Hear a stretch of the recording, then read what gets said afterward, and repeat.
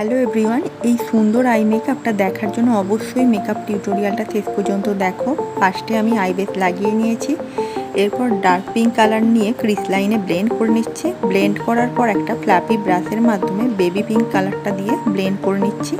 তো আজ যেহেতু স্পটলাইট আই মেকআপ করছি, সেক্ষেত্রে মিডিল পজিশন কাট করে নিচ্ছি। এরপর ইন অ্যান্ড আউটার কর্নারে করে নিচ্ছি ডার্ক পিঙ্ক কালারটা ব্লেন্ড, এবং হাইলাইট করার জন্য আমি লাইট গোল্ডেন কালারটা ইউজ করছি। তোমরা এখানে সিলভার গোল্ডেন কালার সিমার ইউজ করতে পারো। দেখো, এই হলো আমার ফাইনাল আই লুক। তো আজকের টিউটোরিয়াল কেমন লাগলো অবশ্যই কমেন্টে জানিও। এই রকম আই লুক এবং টিপস পেতে